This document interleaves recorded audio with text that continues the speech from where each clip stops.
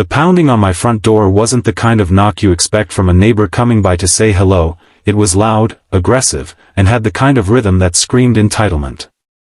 I froze for a moment, coffee mug halfway to my lips, before setting it down and heading to the door. The second I opened it, there she was, Karen, the self-appointed queen of the HOA, glaring at me with eyes that looked like they'd been trained in intimidation tactics. She didn't smile, didn't greet me, didn't even acknowledge that she was on my porch at 8 in the morning. Instead, she shoved a clipboard almost against my chest and said in the sharpest tone possible, "You need to let me inside for an inspection." My first instinct was to laugh, because the sheer audacity of her words was beyond anything I could have imagined. I had only moved into this cabin 2 weeks ago, still had unpacked boxes stacked against the walls, and nowhere in the paperwork had I ever seen any clause that gave the HOA the right to barge into private homes. I blinked, leaned casually against the doorframe, and asked, "Excuse me?" She huffed, shifting her weight from one foot to the other, clearly used to people folding under her demands. "Don't act like you don't know," she snapped. "Every property in this neighborhood is subject to HOA inspection. I need to verify your compliance with exterior and interior standards. Now step aside." My patience snapped into amusement. "Interior standards?" I repeated, chuckling. "Lady, this is my private property. You don't have any right to come inside unless you have a warrant or an invitation, and you're not getting either." She gasped like I had slapped her across the face, her eyes widening dramatically before narrowing again. "You dare speak to me like that?" She spat, gripping her clipboard tighter. "I'm on the HOA board, and when I say inspection, you comply. That's how things work here. If you have nothing to hide, why are you so defensive?" I folded my arms and stared her down. "Because, Karen, this is my home, not your clubhouse. You don't get to push people around in here. So, unless you've got actual authority, which you don't, I suggest you step off my porch." She sputtered, her face turning red as the veins in her neck bulged. She clearly wasn't used to being told no. Her mouth opened and closed like a fish gasping for air, and then she jabbed her finger toward me. "This isn't over. You think you can defy the HOA? We'll see about that." I shrugged, giving her the calmest smile I could muster. "Do what you have to do." Then, without waiting for her dramatic exit, I pushed the door closed. The second the latch clicked, I heard her shrill voice erupt on the other side, "That's it. I'm calling the cops. You'll regret treating me like this." I leaned against the door and let out a laugh that echoed through the cabin. She actually thought calling 911 over being denied entry to someone's private home was a good idea.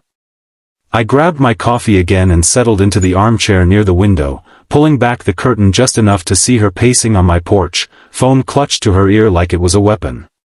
Her free hand flailed wildly in the air as she shouted into the receiver.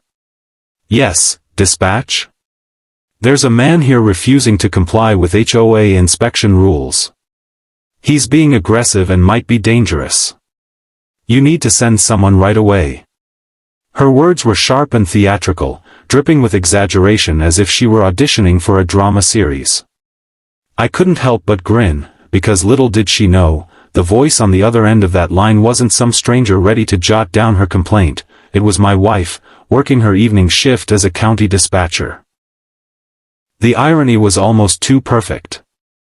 The very system Karen thought she was weaponizing against me was about to flip the script in the most satisfying way possible. I could practically imagine my wife's calm expression as she heard Karen's frantic voice, probably rolling her eyes while keeping her tone professional. My wife had told me countless stories about bizarre 911 calls, people panicking because they lost their cat, someone demanding an officer because their neighbor's music was too loud, even one person who called because their pizza delivery was late. But I had a feeling this one was about to top them all. And while Karen thought she had the upper hand, I knew she was digging herself deeper into a hole she wouldn't be able to climb out of. Inside the cabin, I couldn't stop myself from chuckling. Karen was still outside on the porch, pacing like a drill sergeant whose soldiers had gone rogue, waving her arms in the air while clutching the phone to her ear. Her voice carried right through the thin wooden walls, shrill and panicked, each word dripping with self-importance. "Yes, dispatch, this man is refusing an inspection," and he slammed the door in my face. "He's hostile, possibly hiding something dangerous. You need to send officers immediately." I took a sip of my coffee and shook my head. The only thing dangerous in this cabin was the extra strong roast I was drinking.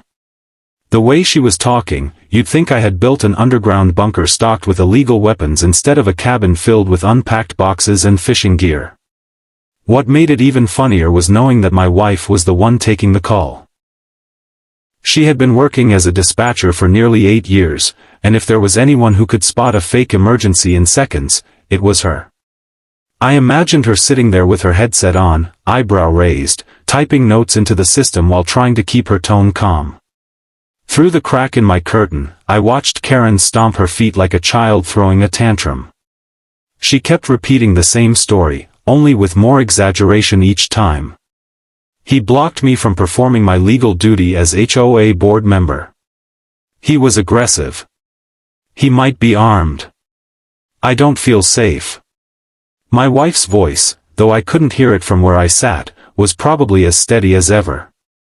I knew her style. She'd be asking pointed questions in that calm, professional tone of hers that had the ability to cut right through lies. "Ma'am, can you confirm if the individual physically threatened you?" Karen would hesitate, because the truth was no. She hadn't been threatened, not even close.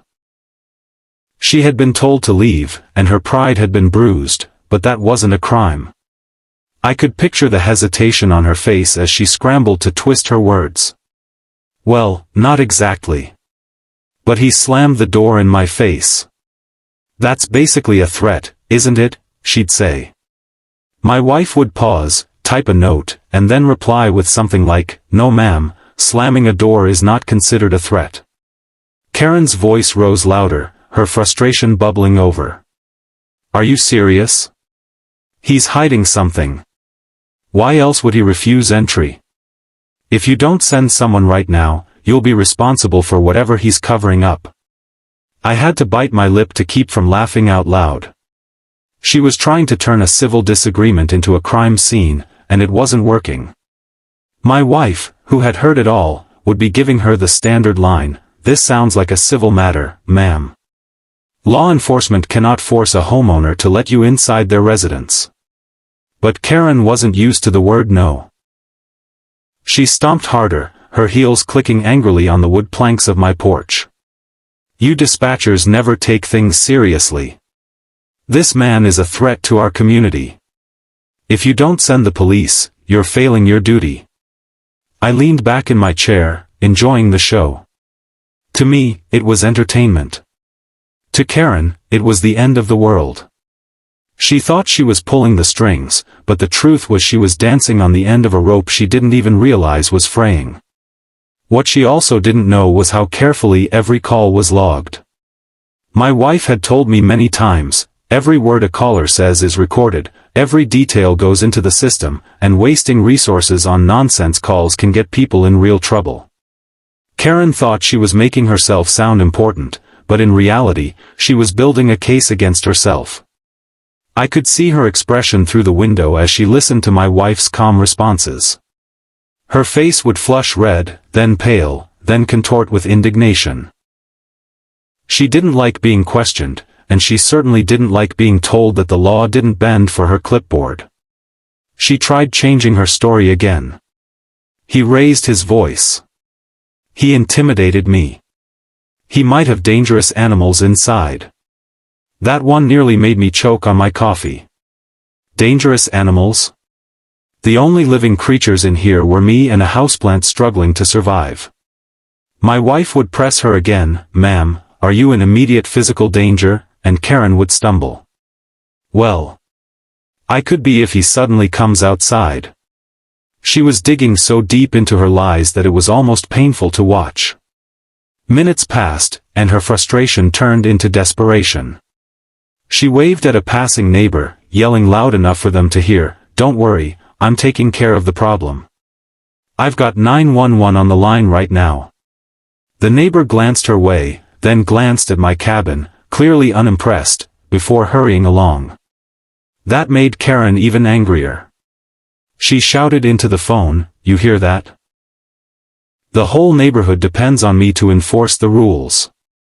If my wife had $1 for every self-important caller she handled, we'd be living in a mansion by now." As Karen's rant continued, I leaned back, set down my coffee, and thought about how this was going to end.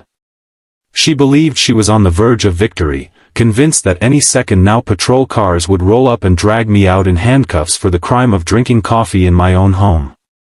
But what she didn't realize was that the person she was pleading with wasn't just any dispatcher, it was my wife. And my wife had zero tolerance for people who abused the emergency line. Soon, Karen was going to learn a lesson that would sting worse than being denied entry. When you play games with 911, you don't just lose, you expose yourself to the whole system as the problem. Karen had no clue she was already caught in her own trap. While she strutted around on my porch, clutching her phone like a badge of authority, my wife sat at the county dispatch center, cool as ice, listening to every frantic word. My wife had an uncanny ability to stay calm under pressure, the kind of composure that made her perfect for handling real emergencies, armed robberies, medical calls, car crashes. But she also had a sharp radar for nonsense, and Karen's call was setting off every alarm. She leaned into her mic, her tone professional. "Ma'am, can you please provide your full name for the report?" Karen straightened up immediately, as if being asked her name was the grand moment she'd been waiting for. "Yes, of course. My name is Karen Middleton, HOA board member, and everyone in this neighborhood knows me." She practically puffed up her chest as she said it, convinced that her so-called reputation would make dispatch snap to attention. But that was the moment my wife smirked, because she recognized both the name and the address Karen had provided. She typed a note into the system, leaned back slightly in her chair, and said with deliberate clarity, "Thank you, Ms. Middleton. Just so you know, the homeowner you're reporting is my husband, and you're currently standing on our property." On the porch outside my cabin, I didn't need to hear the words to know when my wife dropped that bombshell. I saw it. Karen froze in place mid-step, her face contorting like she'd just swallowed a lemon. Her shoulders stiffened, her eyes darted back and forth as if searching for an escape hatch. For the first time since she'd arrived, she had nothing to say. My wife didn't let her off the hook. "Let me be very clear," she said in that calm but firm tone she reserved for people who thought rules didn't apply to them. "My husband has broken no law by refusing you entry. You have no legal authority to demand access to his home. If you continue to trespass on our property or harass him further, the officers who respond won't be arresting him, they'll be arresting you." The silence on the other end stretched long enough to make Karen visibly squirm. She tried to gather herself, plastering on a fake smile even though no one could see it. Her voice came out syrupy sweet, a stark contrast to the barking tone she'd used earlier. "Oh, well, maybe this was just a little misunderstanding. I wasn't trying to cause trouble. I just wanted to make sure everything was up to code." My wife wasn't fooled for a second.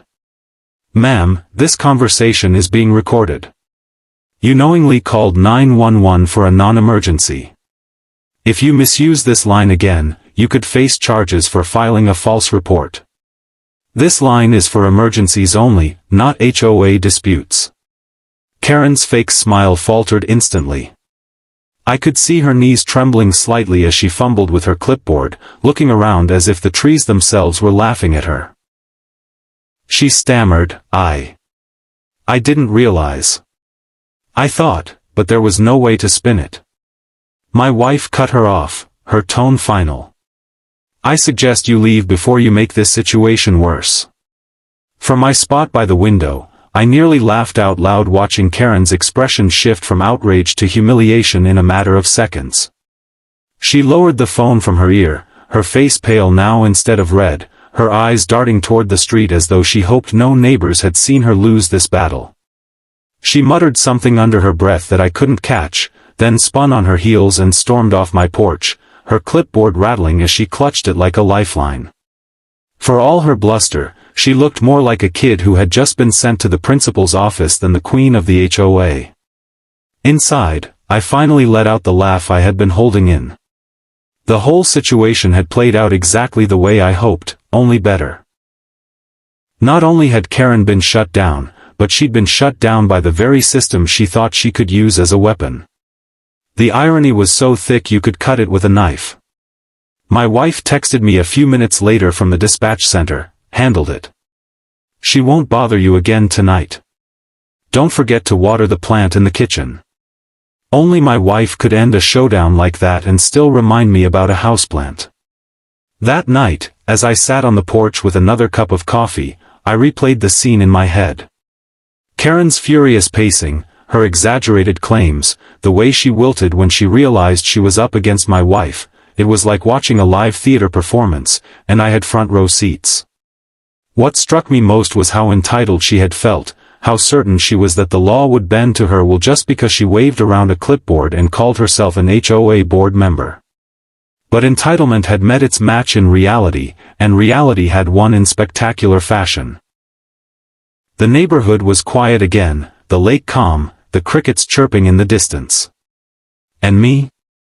I felt a new sense of peace knowing that Karen's biggest weapon, her ability to intimidate people with threats of rules and law enforcement, had just been stripped away in one phone call.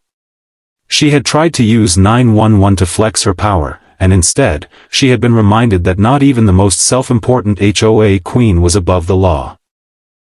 The following morning, the neighborhood had a strange buzz to it, almost like a rumor was floating around in the air waiting to explode.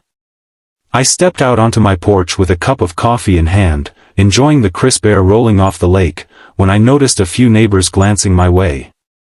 Some gave polite nods, others quickly looked away with smirks tugging at their lips.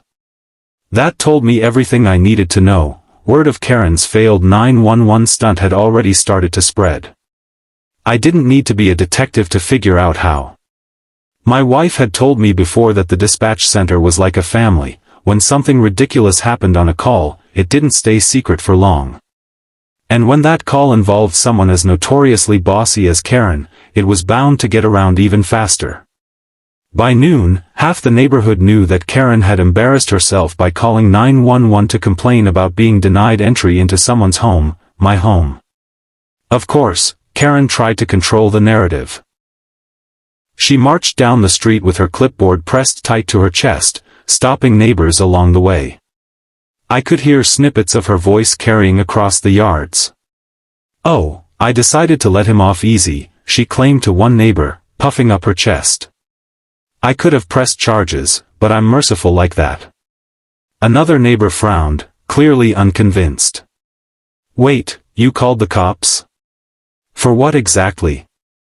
Karen's face twitched, but she covered it quickly. "He was being uncooperative. You know, refusing HOA inspection rules. But I told dispatch it wasn't worth wasting an officer's time. I care about community resources." Her lie was so flimsy it practically dissolved in the air. People nodded politely to shut her up, but their smirks said they weren't buying it. The truth was already out, and Karen's attempt to spin the story only made her look worse.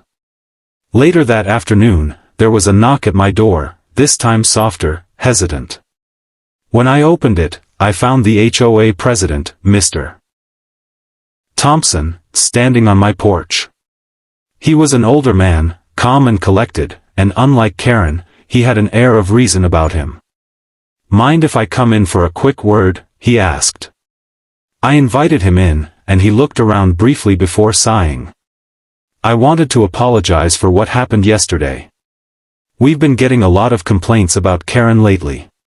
She's enthusiastic, but she doesn't always understand where her authority ends."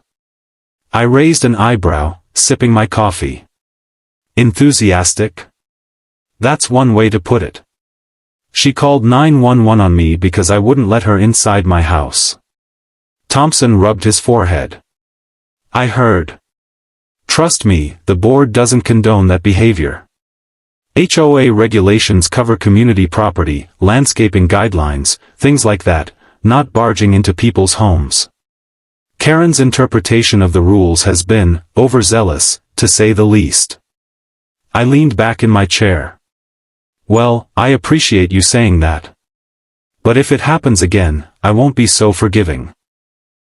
Trespassing, harassment, false police reports, I could take legal action, and I won't hesitate if I have to. Thompson nodded solemnly. Understood. I'll be having a conversation with her myself. After he left, I had no doubt Karen would be getting an earful. Whether she listened or not was another matter entirely. The real comedy, though, came in the days that followed. Karen, once the loudest voice in the neighborhood, suddenly avoided me like I carried the plague. If she saw me walking down the street, she'd turn sharply and scuttle the other way. If I was sitting on my porch, she'd march past with her nose in the air, pretending she didn't see me. She still strutted around trying to boss other neighbors about their lawns and paint colors, but when it came to me, she didn't dare set foot on my porch again. It was as if my wife's voice on that 911 line still echoed in her ears, a reminder that she wasn't untouchable. And the best part? The neighborhood had a new inside joke. At the next casual gathering by the lake, one of the neighbors raised a beer and said, "Hey, at least nobody had to call 911 tonight." Everyone burst out laughing, except Karen, who stood off to the side pretending not to hear. Her cheeks burned red, and she quickly left, muttering something about immature people. I just smiled and enjoyed the moment. For once, she wasn't the center of attention. The whole ordeal taught me a valuable lesson. First, never underestimate how far someone drunk on power will go to try to control others. Karen believed she was the law of the land simply because she held a clipboard and a title. But more importantly, it showed me just how lucky I was to have my wife in my corner. Not only was she calm under pressure, but she had the power of knowledge, professionalism, and authority to shut down nonsense like Karen's false 911 call. She wasn't just my partner at home. She was the ultimate line of defense against ridiculous people who thought rules bent to their will. Sitting on the porch one evening, watching the sun set over the water, I thought about the irony of it all. Karen had tried to use the system to intimidate me, to scare me into submission. Instead, she ended up exposing herself as the problem, her arrogance laid bare for the whole neighborhood to see. And now, every time she so much as thinks about dialing those 3 little numbers again, she'll have to remember that the calm, steady voice on the other end might just be my wife reminding her of a simple truth: not even the self-proclaimed queen of an HOA is above the law. And that truth? That was better than any victory I could have planned.